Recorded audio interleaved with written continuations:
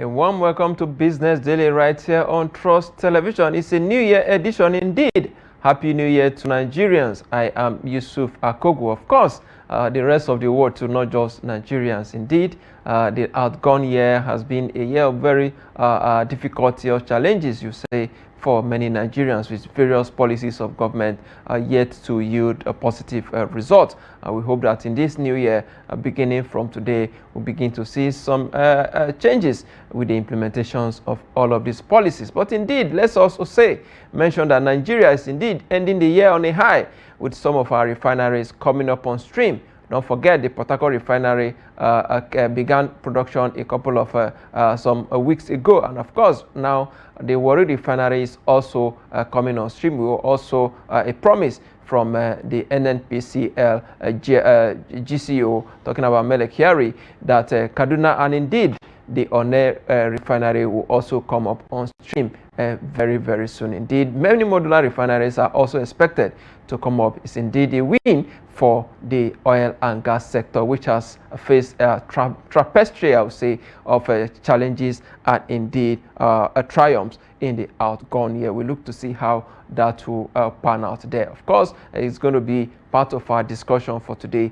as we begin the year looking at the oil and gas industry, which is very, very key to the survival of Nigerian economy. Don't forget, oil sector accounts for about 90% of the revenue that accrue to the federal government of Nigeria. It's a critical sector in the survival of Nigeria as well. I have joining me virtually Aliyu Ilias. Aliyu Ilias is an economist. He joined me virtually from Abuja. Happy New Year, Aliyu. Thank you. Happy New Year to you. We are glad we are able to see this new year. Absolutely, it's a great one. Let's begin with the issues in the oil and gas sector. You have any message for Nigerians in the new year before we start? Right. I want to use this opportunity to wish all Nigerians Happy New Year to all of us. It shall be a prosperous new year. Let's be hopeful. The economy is going to be better, and we are going to be good in Nigeria. Oh, indeed. Let's begin with the issues in the oil and gas sector. The Warri refinery coming up on stream yesterday, 60% capacity is operating at the moment. That is talking about 5,000 barrels per day of crude being produced from that refinery in the South Nigeria. Of course, Port Harcourt is also there as well. But let's begin with the Warri refinery. How does that news come to you? Well, let's begin by saying maybe congratulations to Nigeria. Well, thank you so much. Congratulations to Nigeria. It's a very good New Year gift from the president and the federal government of Nigeria. It's a very good gift because we never see it coming. In fact, none of us is anticipating that because it has got to a level that we are not even expectant. But they brought it as a support, which is always good. It's good to under promise and over deliver. So it's a good one that we see the Warri refinery are working. I think it's a good one. It's going to help the supply side, and Nigeria is going to be better for it. Indeed, it's indeed going to help the supply side. Let's begin by looking at some of the challenges in 2024 that is shaping the oil and gas industry. We saw a lot of back and forth there between Dangote refinery and NNPCL there in the course of the year. How much of impact do you think these challenges has had on the win now that we are seeing in the oil and gas sector? I think when you talk about oil and gas, this year alone, it's a mixed feeling for Nigeria. I mean, 2024 is a mixed feeling for Nigeria because you know why? We are experiencing whereby we have increments in oil price, especially PMS. It was increase. We also see a good positive result whereby Nigeria crude oil production move to 2 million barrels per day. So that's a good news, and the other news also is not that pleasant. So, but I would think with this 2025 is going to be a better one for Nigeria. But I must tell you that it comes with negative and positive benefit in last. Will you say that Dangote refinery indeed was a game changer in the industry, given the fact that since it came up on stream, we have also seen the other government-managed refinery beginning to, to operate at various capacities? Honestly, Dangote refinery is a game changer, not only for Nigeria, but for Africa. This has come to solve a lot of problems. In fact, if you have to take account of the benefit of Dangote refinery to Nigeria, we start from balance of trade. It's going to help us in terms of balance of payment. It's also going to help us in forex. Remember that our major money going to importation is going to also reduce importation. It's going to also provide employment as it were. It's going to also bring some indirect employment to Nigeria. So it's a very positive thing to happen to Nigeria. I think for a long run, we've not seen an industry that will come and change a lot of things. I can tell you this year 2025, we'll see it having a full impact in Nigeria economy. Indeed, we hope to see that positive impact, because Nigerians indeed cannot wait to begin to buy fuel at a lower rate there. Let's also talk about the controversies of the subsidy payments in the outgone year. There were so many reports that Nigeria is still paying subsidy, given the fact that according to some oil marketers, the landing cost of petrol was higher than the pump price, as it were. Do you think that controversy has indeed made a lot of impact in the larger oil and gas sector? Oh, I think that last year was a serious issue in terms of the government say we are not paying. At the point they said they are only paying some working on landing costs and whatever. But for me, I think they were paying before because they are the sole importer. So if you are the sole importer and you are the government, that simply means you are trying to breach the gap. That we have Dangote fully and we have a local refinery actually working, and there's some element of importation. I think subsidy can be said is actually gone, but we have to also wait to examine it, because you would recall that Dangote actually said is going to reduce the cost of PMS, especially having partnership with MRS, is going to be 985 or so. I think with that, we see that the market is going up and coming down, which is what we expect. However, for me, I am of the opinion that we should continue to allow importation. And this is my reason. If you look at America, America has about 132 refinery, but they still allow importation. Saudi also allow importation. This is because petroleum products or oil sector is a global commodity, and the price is being determined in terms of a global price. So sometimes, if you look at our forex, is impacting on the price. If you look at also the cost of it globally is affecting us. So I think we should allow it so that there will be a competition that will be healthy. Because if you allow Dangote now, I can tell you NNPCL refineries are nowhere to really compete with Dangote. And if you allow that to thrive, that means Dangote will have opportunity for monopoly. But if you allow, even at it's 10% of what we need daily that is being imported, I think that will bring a healthy competition. Talking about healthy competition, that is indeed what Nigerians are expecting to see this year as well. Of course, there is also a report that many modular refineries will also come up on stream this year as well, which will enhance the competition in the oil and gas industry. Of course, we'll be talking about these modular refineries for a very long time. So how much of competition do you expect in the larger oil and gas market? Of course, Nigeria people, the larger population should enjoy the benefit of this competition, if indeed it will lead to price crash in the oil and gas sector. What do you think of that? Right, I think BUA will also be coming on stream. I think so, and that is about the capacity is high too. So I think we have already modular refinery. Maybe we want to do more. So I think with that competition, that will affect the price of petroleum products positively. However, I don't see price coming down the way we are looking at it, because like I said, it's a global commodity. Except Nigerian government intentionally want to work on that, because if you look at it now that we are supplying naira crude with naira, and we're doing what we are doing, we are still doing about 935 1,000 in some places, until government is intentional to actually bring about reduction in the cost of food. Because you know why? cost of production is another factor.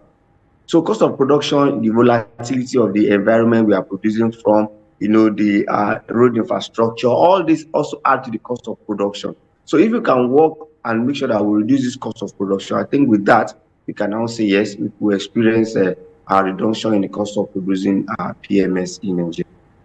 And talking about reduction in cost of producing PMS in Nigeria, then let's also look at our contribution to the global market. Talking about the crude oil production per day is around 1.5 million out there about. But in this year's budget, the 2025 budget proposed to the National Assembly, the president is targeting 2.06 million barrels per day from that crude oil production as well. But a lot of people are saying Nigeria can do much more better if we get our priorities right. For example, we have a deposit of over 37 billion liters of crude down there in Niger Delta. Why are we just producing 2 million barrels per day, and it appears that we are satisfied with that quota?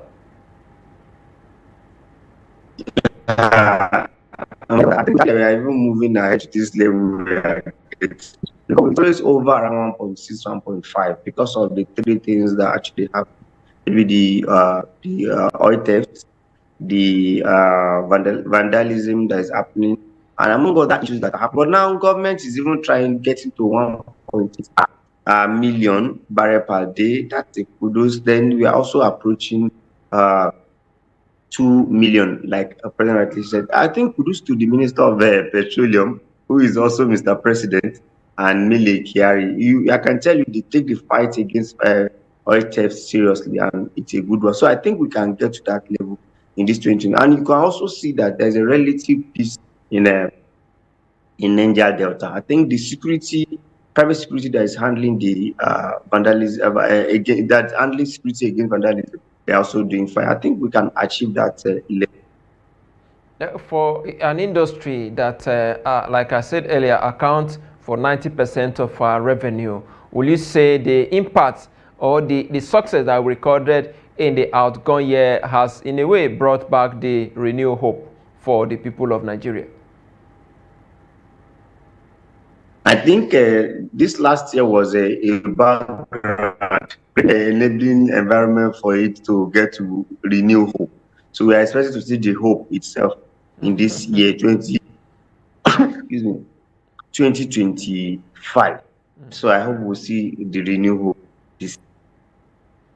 Indeed, the hope of seeing a renewed hope this year. Let's look at the forex market and how much of impact this will have on the value of naira, considering the fact that the larger, the larger percentage of our FX demand is by oil, crude oil, petroleum importer. Now that we are producing locally, and of course there is going to be more focus on domestic supply now to the market, do you think this will make a lot of impact on the value of the naira, as the year continues?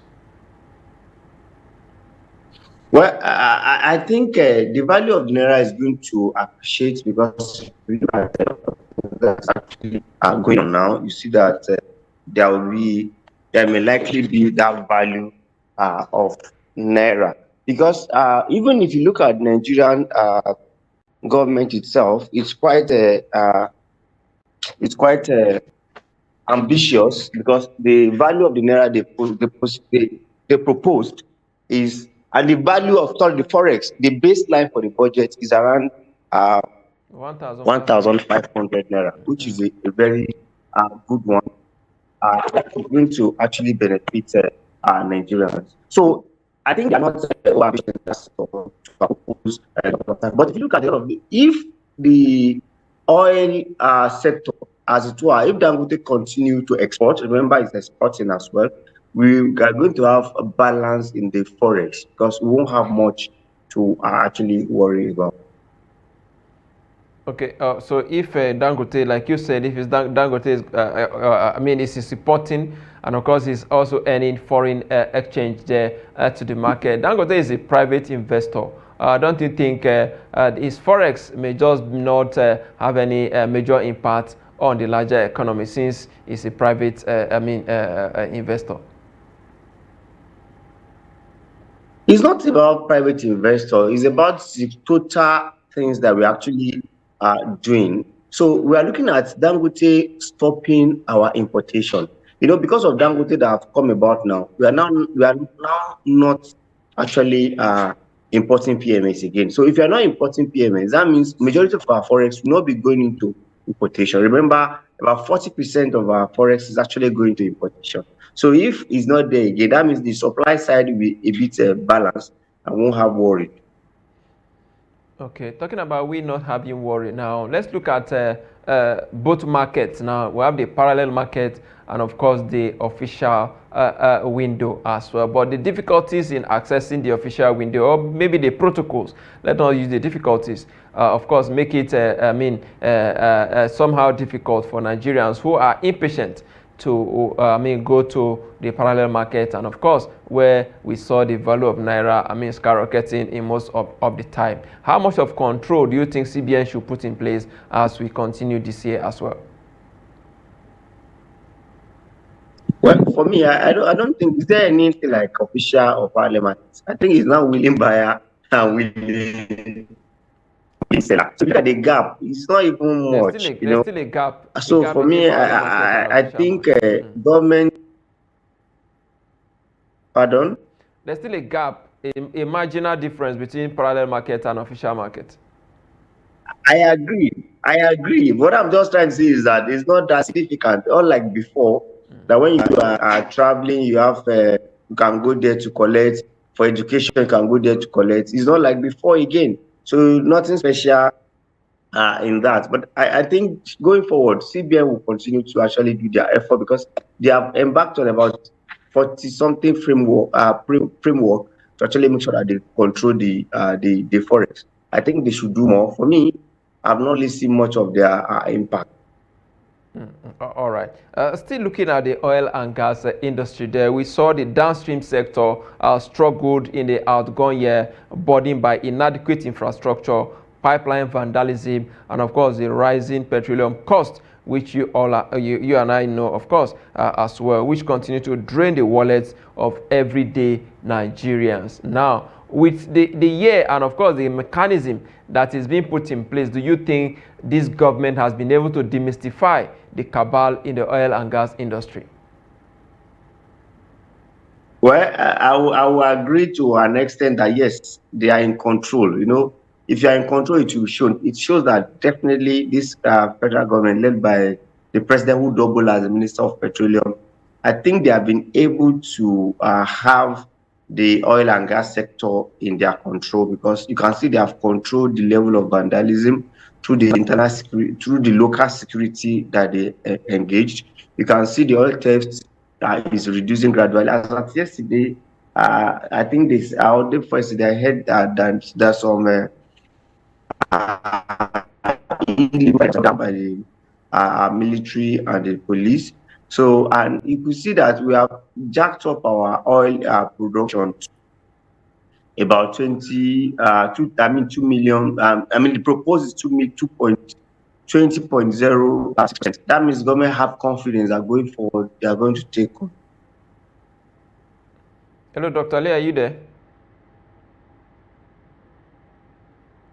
Hello, Ali, are you there? Hello, Ali, can you hear me? Okay, we seems to be having some technical challenges there. We hope to get Aliyu back online. Of course, we are still looking at the issues in the oil and gas sector. Of course, we have some of our refineries that have been in comatose or down for a very long time, coming back on stream.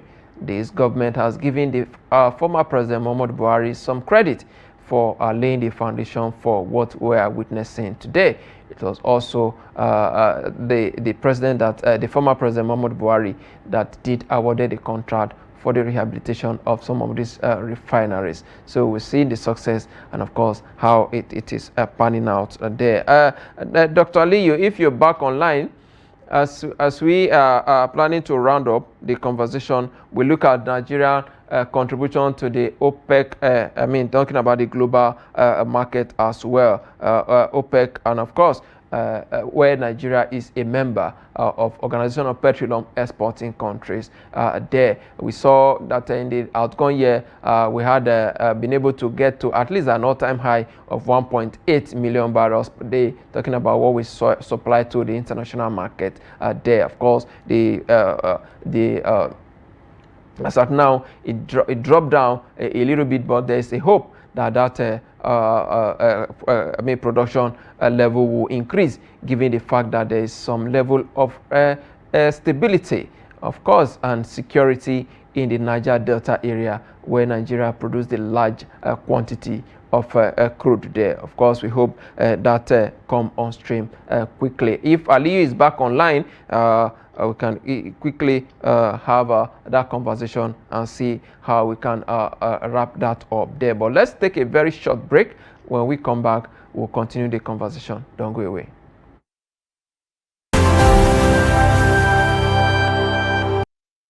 Glad to have you back there. We must apologize for that break in transmission there. It was due to technical difficulties there from the back end. Now, let's quickly wrap up the show. Now, I have Dr. Aliyu Ilias back now. Hello, Aliyu Ilias, if you're back, if you can hear me. Yes, please, I can hear you. All right, let's quickly wrap up this conversation now. There is issue around the PIA as well, Petroleum Industry Act. A lot of people are saying that the gains of that act is not reflecting in the Nigerian oil and gas sector. Many are calling for the review of the Petroleum Industry Act, PIA. What do you think should be done? Should the National Assembly look into that in the course of the year?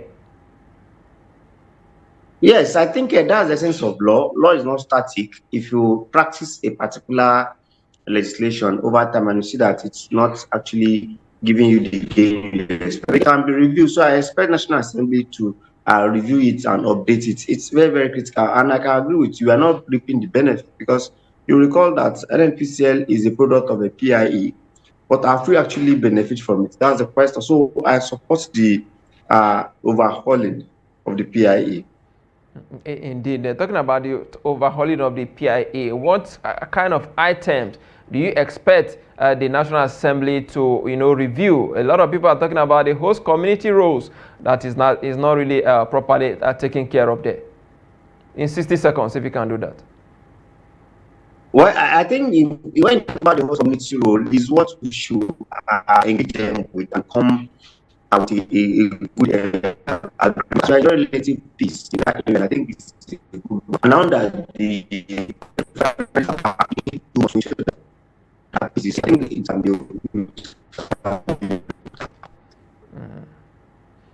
all right, I must thank you, Aliyu Ilias, an economist. I must thank you for your contribution on the show. Though there's some challenges there with regards to technical difficulties, we're able to pull through. Thank you so much.